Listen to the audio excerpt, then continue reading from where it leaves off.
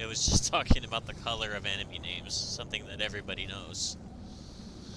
That's not the part I was trying to show, so let's go back even further and find the part that looks like I'm battling in the bounty called the Queen's Dessert. Pretty sure this is it right here. Let's go. And then he would say, he would like start yelling, "That's an illusion, that's an illusion, you're not grounded in reality." Like, I don't know. Everyone else, or this one other guy was like, he was like an authority about not feeding trolls. He's like, if you feed the trolls, I'll block you, and you don't want to be blocked by me because that's a punishment. Like, so this guy was hung up on punishing you by blocking you, so he wouldn't have to listen to you feed the troll. But you see, I like the word feed in this situation because obviously this troll was starving. He really needed something. Iron Wolf is my friend. I used to be just like you, Iron Wolf, says I. And what I'm trying to do is share information about Zen with you because I used to be a fucking spaz. I used to be a psycho. And I still am psycho, so don't get me wrong there. I still am severely I'm trying to think of a better word than just psycho. And I'm not sure there is one. I'm supremely weird and strange in a way that scares most people I encounter, and it fascinates and thrills the slightest few of intellectuals out there. And the reason is because it's the mystic. It's the mystic's personality type or energy.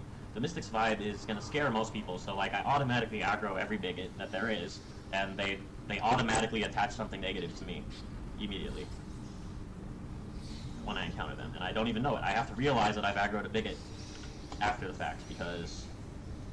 Okay, nice. We can... I think the most beneficial ability we can use here is going to be this one, to just make us able to command the golem, because that's our main survival, is to be able to use the golem corpses. So we're going into this fight with full essence, so I can spawn a bunch of mages to get corpses, and hopefully we just murder the Skeleton King really fast before he can do anything too scary. Like summon the little skeletons and start doing his spinning fucking kill you attack. Those are the two things the Skeleton King does that's scary. He teleports to you, and he does that big whirlwind. It's like a 3-step whirlwind that he does big and slow. So like it's supposed to be easy to dodge is the thing, but I've been killed by that a lot playing this game throughout my first several seasons. But like also having played this game enough to have the familiarity, that's part of the peace thing I'm trying to instruct about when I explain to you how am I able to have so much fun in this game, such as I do. It's because I've gained a lot of familiarity with it. Like a lot of familiarity. So this will give me the option to consume corpses, which will give me essence. It won't heal me because I don't have any fucking healing. But essence will allow me to do these abilities and this ability. So I'm a little scared, but I'm not that scared, okay? I think we can destroy this guy. Wake up, you fuck. It's time to die, okay? Okay, so the first thing we need to do is send in the skeletons. Get in there. Okay, send in the golem. Blow him up. Oh. Okay, it's going okay. Now, mages.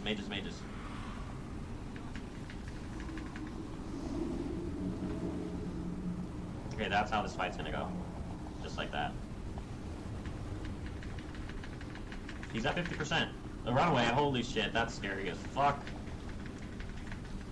See, he teleports to you. That's so fucking scary. Yes! Fuck you, Skeleton King. Level 20, Skeleton King, Torment 1. Defeated. Fuck you, Skeleton King. Get out of town. Get out of town, you fuck.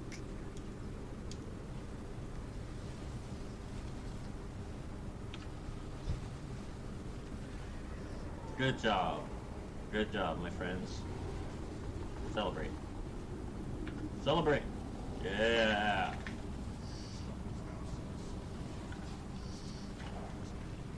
Okay, now that we've done that, let's visit the gem man. So there's a little secret cutscene before the break. That's what we're listening to, and then the thing after the break. And then this stream is over today.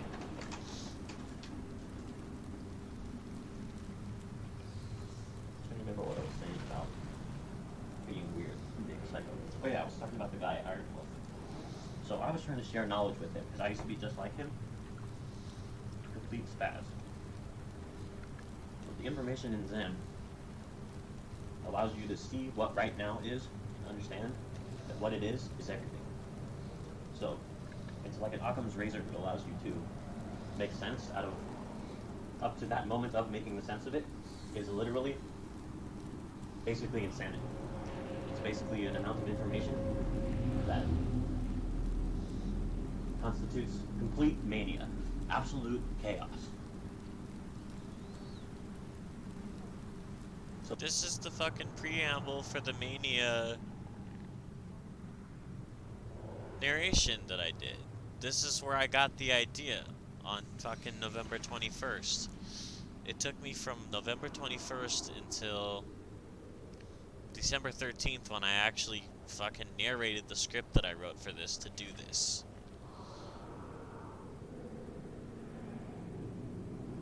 Like 4 weeks, so it takes me 6 weeks to finish making the thing from the moment I get the idea. So to make sense of that, to understand the entirety of everything feeding into this right now experience, the sensation, this was my argument. He wanted to argue. And what I wanted to share was the fact that you don't obtain knowledge. To be obsessed with attaining knowledge, like possessing it and grasping, to like own it, you can't do that. It doesn't work that way. The only knowledge there is the experience, the sensation that you're having. There's no such thing as intellectual property. That's XP. That's knowledge. That's it. That's all that there is. So I was listening to Swimming Headless last night in my flower adventure school episode. It's so powerful in that lecture when Alan Watts explains that the knowledge, the XP knowledge thing, is more like the origin point of the flower and the petals, and like the continuum between those 2 points. He's describing riding on the wind. The gameplay is flower, where you are petals, you are wind and petals sailing, that's what you are, consciously. The game is like the non-verbal manifestation of every single insight Alan Watts is describing during that lecture. And so when I hit that realization point that knowledge is XP, it's so calming, it's so incredibly peaceful to see that, to suddenly switch off all the chaos of everything and see right now as a moment that is empowered by the total energy of everything, of infinity, into this thing right here in front of your face, and say, this is knowledge. You can't grab hold of this and keep it. It just keeps flowing. It's just a wave waving, and there's another wave waving behind it. If you push it out of the way, and you'll be on the next one at that moment. And it's just flying past you at all times. And you can watch it. And you can watch the next one roll in, and you can watch this one fade away. And that's the joy of a game, is to have the knowledge, to have the XP of what you're doing right now, to swing the weapon, to explode the corpse, to jump on the Goombas. I have a clip from Journey, glitched out of bounds from Callie Maryland, one of the players I treasure, who came in and talked to me in my stream early on.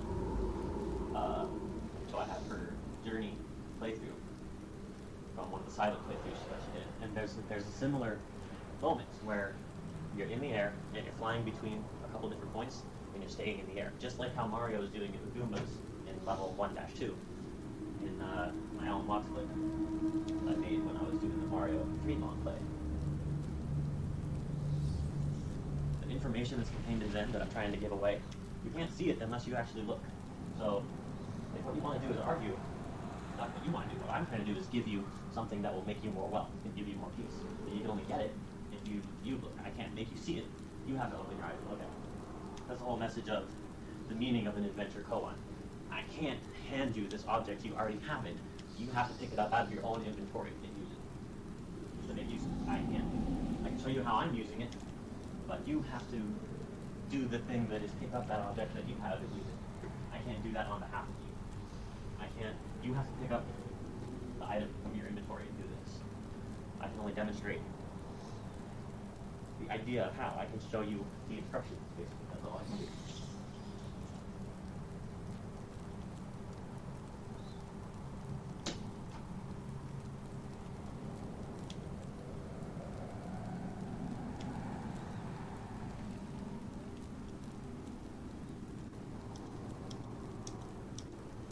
Skipping the break, which I actually need to take one of now, for real. You can hear the door closing.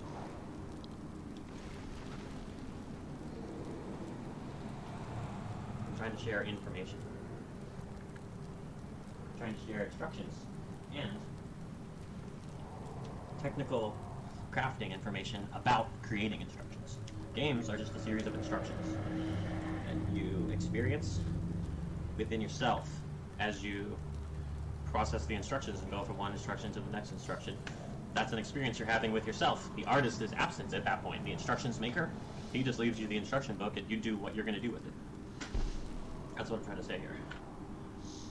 Alright, we gotta finish these bounties carefully. Queen's Dessert is pretty mild. Let's see, we gotta run back here and go to Nutrition, which is in the very center. That's why Act 1 is what I prefer to play on Hardcore. If I need to run away, you run here, you click on this, and you just spam it. You get the Nutrition, see?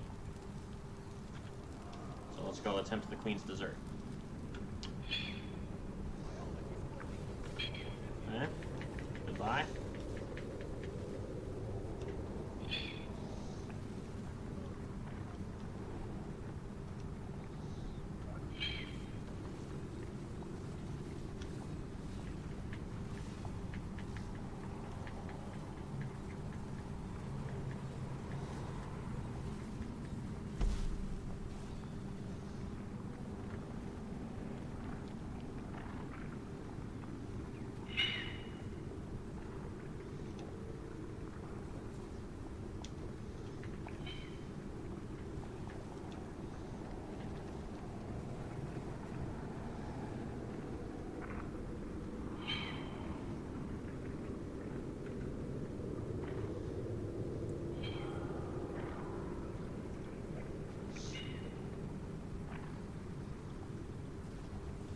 So I'm just not sure what this guy Iron Wolf was arguing. I don't really understand what it was that he thought he was winning or trying to win.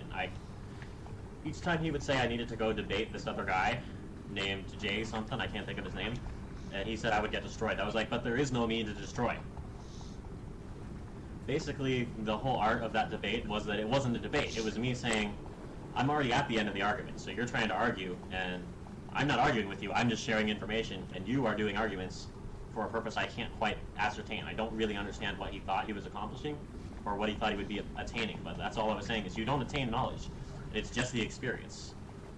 That's what it is. You don't attain it, you can't attain it, you already are it. And this pushed him, I think, into a greater frenzy of whatever it was he was originally doing was like multiplied by what I did. So in that way, yes, I was feeding the troll, but I'm trying to give this troll food so he can get nourished. And that's what I mean when I'm trying to share information. Because I used to be a lot more like the trolls than you would think. I used to be pretty unhinged. I had to find some hinges for myself in order to Find some hinges? That was fucking great. experience an experience constituting joy. Ah yes, the time-lost tradition of capturing a point or an objective while there's still aggro around threatening to interrupt you. Look at all these wonderful corpses that we can run back to if we need to. I just really like the corpse explosion gameplay here, and there's an item that allows me to superpower it.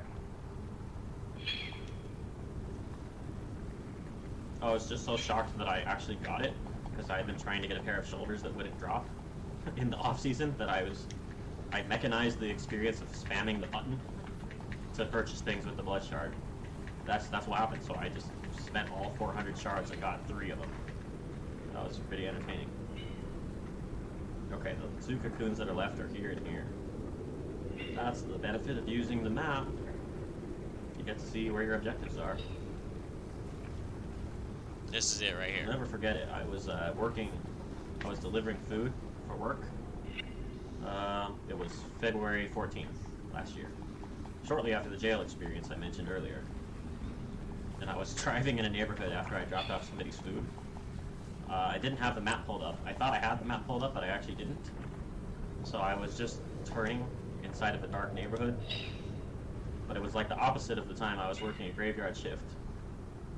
Because in this instance, it was just the evening. It was just the darkness of winter evening. It wasn't the graveyard. I had just literally had 3 interactions with people to deliver their food, to pick it up from the place they purchased it and deliver it. And I was making a joke that I was really good at delivering people's food. I was just trying to get people their delicious food, because it's enjoyable to do so, because enjoying food is like the purpose of life, was the main point of the punchline I was making. And I was just driving away from this house in a neighborhood I'd never been to before, because that's the experience of the adventure of delivering people's food, is you just go places you've never been all the time, and it feels like playing a game. It feels like when Alan Watts is describing the bus driver who's playing the game of swinging his bus through the city. It's like that, only I was in a neighborhood going like 4 miles per hour or something. There's no other cars on the road because it's a fucking holiday and everybody's at home. So I'm just chilling. I'm just straight chilling. It's like the boat car. And I'm just turning in this neighborhood, just turning. I'm just going. There's no map. I don't know where I'm going. It's all neighborhood. It all looks the same. I have no fucking clue which turn will take me toward a particular destination, but I also have no desire to go towards a destination. In that moment, I'm experiencing the mystic, the Satori feeling of being where you are with no aim.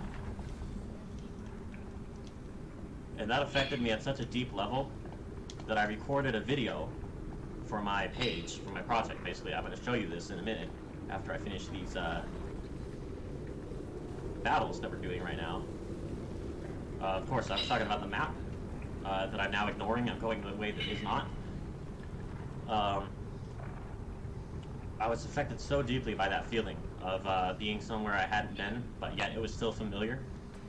By being a neighborhood and there's no other cars in my way, and it's nighttime, everybody's at home, and I'm doing the thing I do, which is to bring delicious food to people, because that's a function that I can provide to the society that it values, that allows me to get fucking paid for doing something, so that I can buy a delicious meal. You see the fucking economics here that I'm talking about?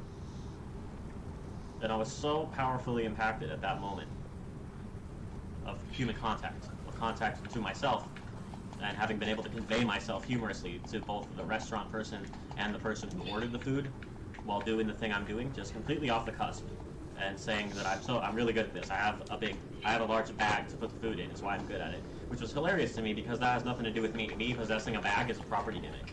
It's not the thing that made me good at it. That's why it was a funny joke to me. And I recorded a piece of content for the project right at that moment about the mystical experience of just wandering in a place that's completely mundane for the purpose of bringing food to people.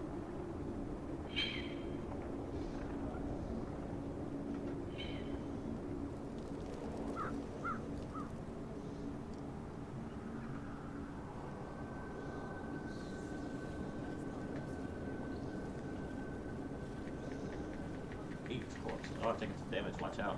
Don't get surrounded. See, once the corpse explosion starts kicking in, nothing can touch me. But look at this guy. He's gonna try to explode into snakes on me. Fuck you, guy. You won't beat me. And if you do, well, what will you have accomplished? You'll still be sitting here waiting for the next person to come along and kill you. And it's gonna be me when I come back as the second Smile Witch if you kill this one. There's something extra mystical about hardcore mode. I'm still learning what it is exactly to be able to instruct you on this.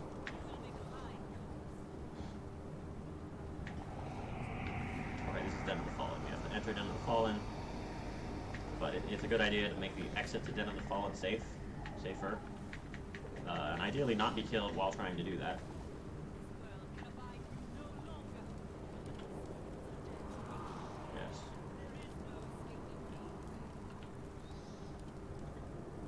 Hey, look at that. We have a socket. This one's not that impressive.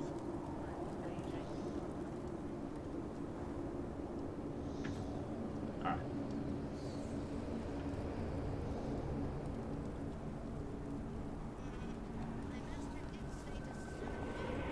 The point was I was mesmerized just making turns in a neighborhood, like a series of never-ending turns into more neighborhood, and it was amusing me because I didn't know where I was, and none of the turns were leading to something that was less like a neighborhood, just continued being so much like itself, like a neighborhood, over and over. And I was amused. I was in a mystical, was feeling the mystical sensation of not going somewhere, yet still going. But being where I was, which was nowhere, which was somewhere I'd never been, which was exactly where I was at that moment. It was highly mystical. This is a huge plateau moment. in the story of this project. Okay, give me some mages, give me some corpses, give me some golem corpses. Fuck! Fuck you guys. Right now would actually be a good time to go to town and make the set armor. So this is the first time I've ever started a season as hardcore. So in hardcore, I particularly am interested in doing this stuff. We'll make the one. Okay, here we go. It's all coming together. Check this out. See what we're doing right here? This is an exact analogy for crafting. What's happening right here? We're just doing the same math via gameplay of what happens in crafting. We're crafting. Wow, amazing. All right, let's make this. Cool. In hardcore, the impact of doing this action right here has been magnified. The joy I can experience by making this item is way, way, way increased in this game mode. Look how much fun this is.